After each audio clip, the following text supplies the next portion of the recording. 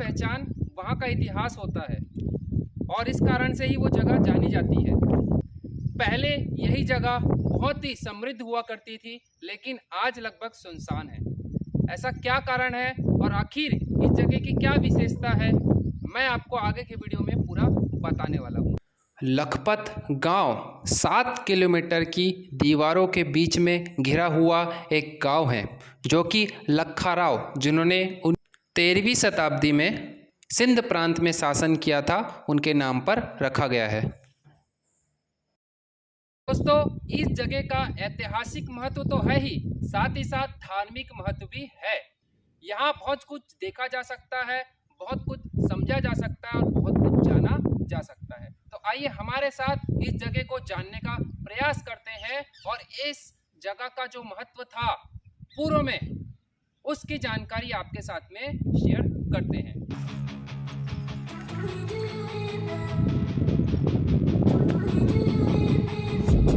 I've been dreaming on in my head like I've seen it. A life worth living is a life with meaning. सुरक्षा की दृष्टि से किले का ये वाला भाग अति संवेदनशील है, क्योंकि इसी खुले मैदान के लगभग 20 किलोमीटर आगे भारतीय सीमा चौकी लगती है और उसके ठीक सामने पाकिस्तान की सीमा रेखा आती है। इस कारण से इस दली क्षेत्र पर लगातार बीएसएफ द्वारा निगरानी रखी जाती है और चप्पे पर सुरक्षा के उचित प्रबंध किए गए हैं। अब आगे बढ़ते हैं अपने इस पड़ाव पर और बहुत सारे रोचक जानकारी लेते हैं। दोस्तों, जैसे ही आप आगे बढ़ेंगे वैसे ही लेफ्ट साइड में कुछ ही दूरी पर सिखों का एक प्रमुख धार्मिक स्थल आपको दिखाई देगा और इस जगह का सबसे बड़ा महत्व यही है, जो धार्मिक महत्व की मैं बात कर रहा था, क्योंकि यहाँ पर जो आता है इंसान, यहाँ पर उनके लिए भोजन की और रुकने की व्यवस्था होती है। जैसे लोग रहते हैं वैसे उनकी व्यवस्था होती है। तो देख सकते हैं आप, लिखा हुआ गुरुद्वारा श्री गुरु नानक दरबार। और इस जो गुरुद्वारा है, इसका भी बहुत ही महत्वपूर्ण स्थान है। इस कारण से इसको जो ऐतिहासिक धरोहर है उसकी सूची में रखा गया है। कुछ नियम कायदे, कुछ चेतावनी दी गई है।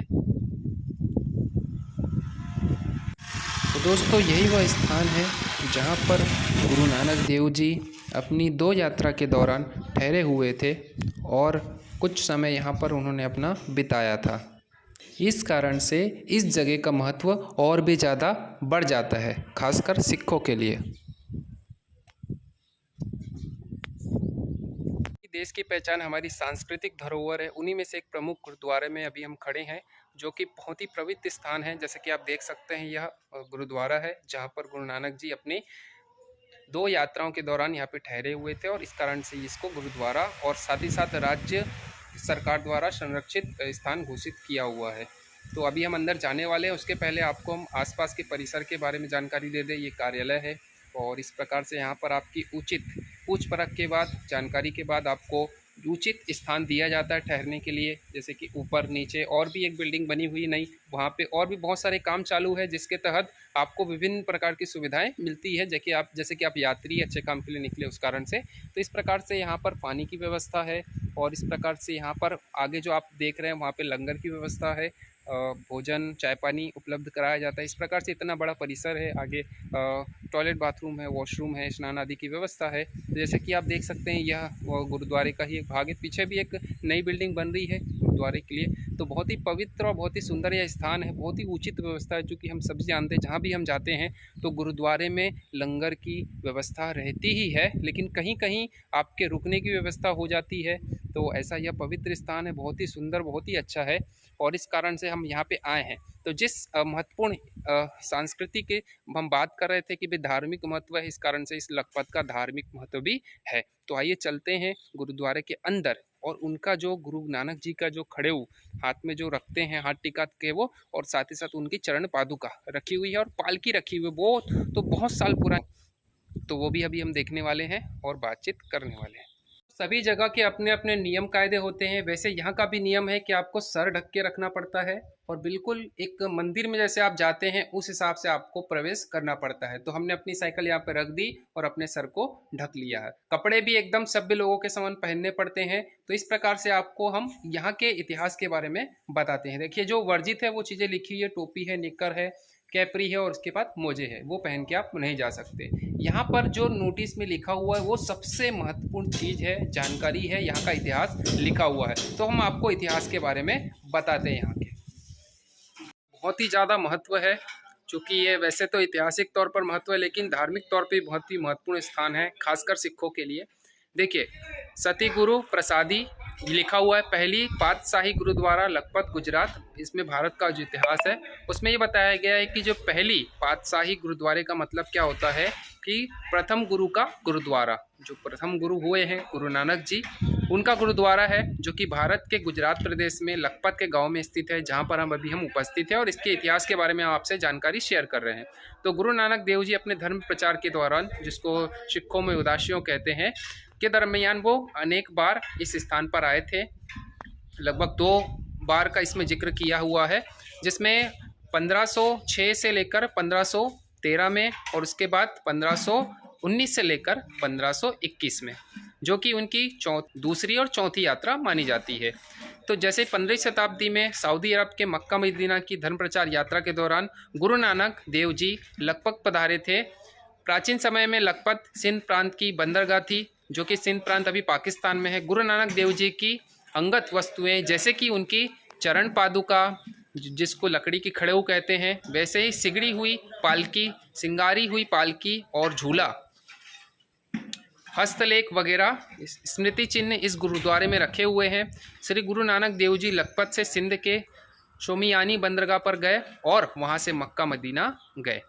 शुरुआत में उदासी संतों द्वारा इस गुरुद्वारा की जो संभाल है, जिसको संभालते थे, सर संभाल की जाती थी, परंतु बाद में आसपास के सिख संगत और पोर्ट टाउन स्थित गुरु नानक सिख सभा गुरुद्वारे ने इस स्थान की सर संभाल करनी शुरू कर दी और धार्मिक क्रियाओं का गुरुद्वारे की पवित्रता को कायम रखा।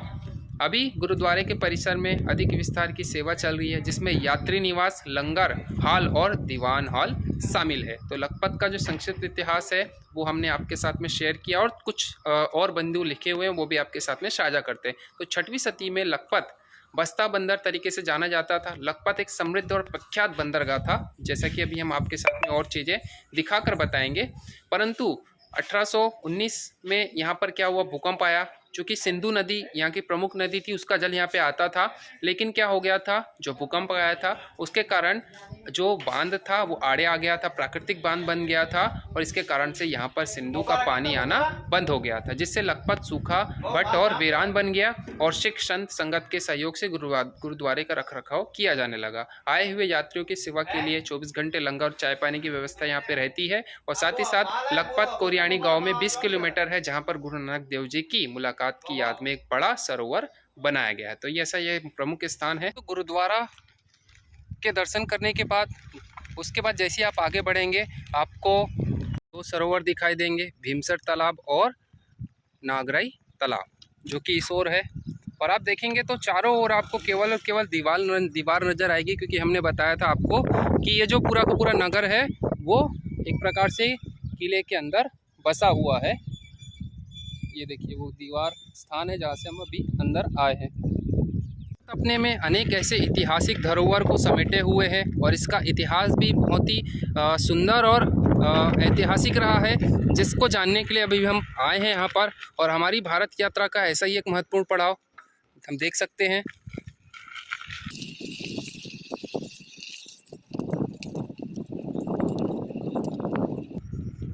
स्थान स्थान पर आपको चीज़ें लिखी हुई नज़र आएगी तो ज़्यादा दिक्कत नहीं होती है।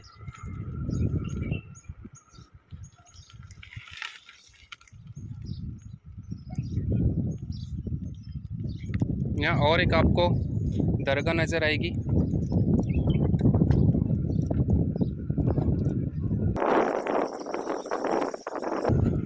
हालांकि अभी सीमेंट बन से कर लिया गया है।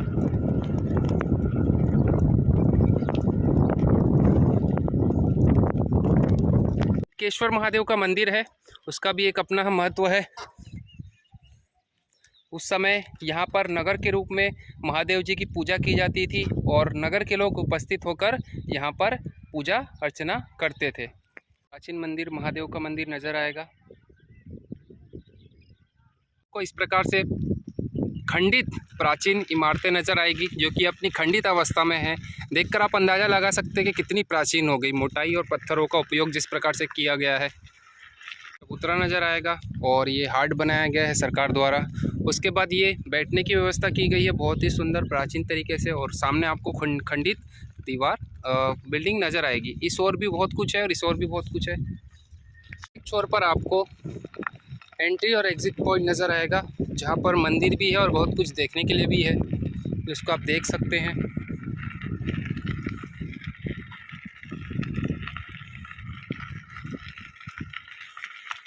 शीतला माता जी का मंदिर है, शिव मंदिर है, काठा वारो नाका है ये, और आप बिल्डिंग को देख के समझ सकते हैं कितनी प्राचीन और कितनी सुंदर है। और यहाँ से हम बाहर जा सकते हैं। तो दोस्तों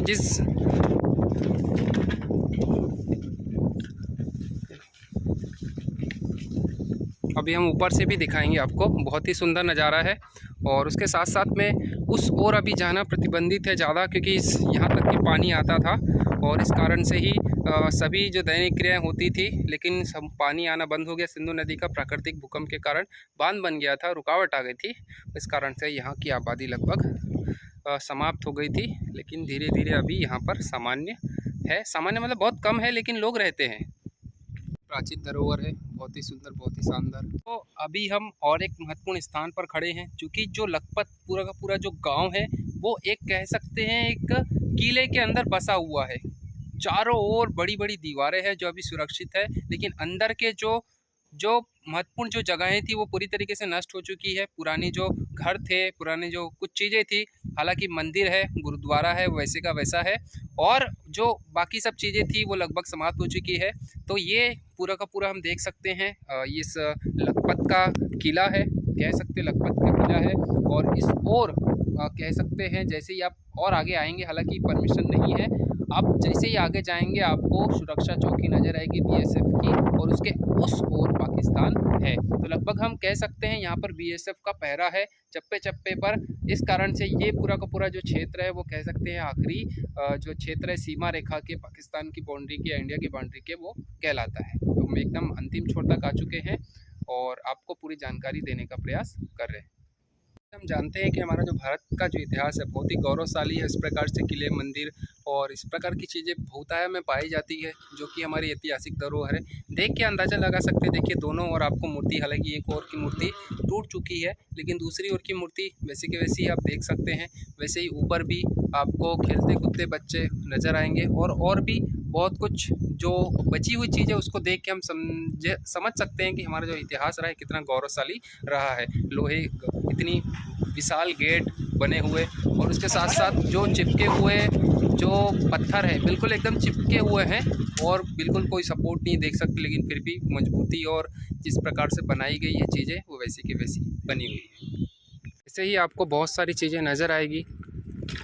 पूरा का पूरा जो गांव है लखपत पूरे के किले के अंदर ही बना हुआ है और बहुत ही सुंदर। आप ऐसा लगता है कि हम एक अलग ही दुनिया में आ चुके हैं।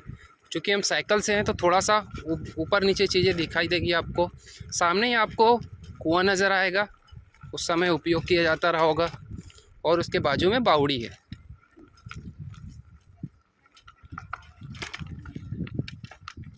देखिए ये कुआं है और उसके बाद आगे ये बावड़ी है,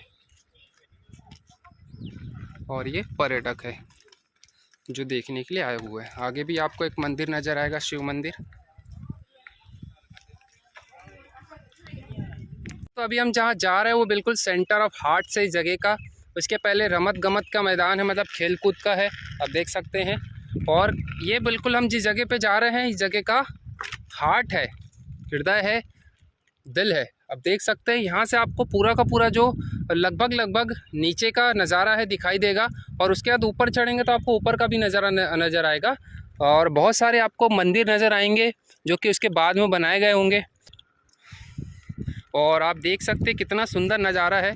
और यहाँ का जो घर है, कह सकते हैं जो समुद्र के किनारे जो बसे हुए नगर होते हैं, शहर होते हैं, गांव होते हैं, वो उनका जो घर बनाने का जो तरीका होता है बिल्कुल ऐसा ही होता है, वी आकार में। बिल्कुल वो ऐसा ही बनाते हैं ताकि क्योंकि हवाएं बहुत तेज़ चलते रहती है जगह पे, आंधी तूफान आते रहते हैं। तो ये बिल्कुल अभी निर्माण कार्य चालू है सरकार की तरफ से, ज़ोर शोर से ये होटल ऐसा कुछ बन रहा है। और यहाँ पर भी बहुत ही सुंदर सीढ़ियाँ बनी हुई है। उसके साथ साथ जो घूमने लायक जगह है पूरे लखपत की, उसकी जानकारी वहाँ पे दी गई है। तो जैसे कि मैं बात कर रहा था, आपको कुछ ऐसा भी दिखाने वाला हूँ जिसको आपको जानकर आश्चर्य भी होगा। पास में ही आपको ये देखिए मुस्लिम की दरगाह नज़र आएगी, मस्जिद नज़र आएगी, और उसके पास में ही मंदिर नज़र आएंगे। ये देखिए, अभी हम हटकेश्वर मंदिर की पास से भी आए थे। उसके बाद फिर आपको उसके साथ साथ गुरुद्वारा भी नज़र आएगा। तो पहले आपको हटकेश्वर मंदिर नज़र आ रहा है, उसके बाद गुरुद्वारा। तो हिंदू, मुस्लिम और सिख तीनों के जो पवित्र स्थान है वो आपको आसपास में नज़र आएंगे। इस और आपको भूतेश्वर महादेव का मंदिर नज़र आएगा। तो इस प्रकार से आपको जो घर बना हुआ है वो देखेंगे, आपको बड़ी बड़ी बिल्डिंग नज़र नहीं आएगी, बिल्कुल छोटे छोटे जो गिने चुने घर है वो नज़र आएंगे, वो भी एक विशेष आकृति में बनाए गए हैं। और जो आसपास का नज़ारा है बहुत ही सुंदर, बहुत ही शानदार है। और कह सकते हैं कि ये जो जगह है एक प्रकार से हमारी ऐतिहासिक धरोहर है और किसी न किसी रूप में हमें अपने इतिहास की जानकारी देती है। और सांस्कृतिक तौर पर भी इस जगह का बहुत ही ज़्यादा महत्व है। फोर्ट प्लाजा लिखा हुआ है सामने। और उसके साथ साथ आपको मैंने पूरे तरीके से इस नगर का भ्रमण करवाया और इस जगह के बारे में महत्वपूर्ण जानकारी दी है। तो इसी प्रकार से मैं पूरे भारत की यात्रा करते हुए आपको पूरे देश की जानकारी देते रहूँगा। और चूँकि एक जुनून की ओर निकला हूँ पूरे भारत की यात्रा साइकिल से, तो किसी न किसी रूप में आपको बहुत कुछ जानने को मिलता रहेगा मुझसे। Even when you feel low, you can still go. Even when you feel slow, you can still go. Even when there's no hope, you can still go. I never answer to no, man, I still go.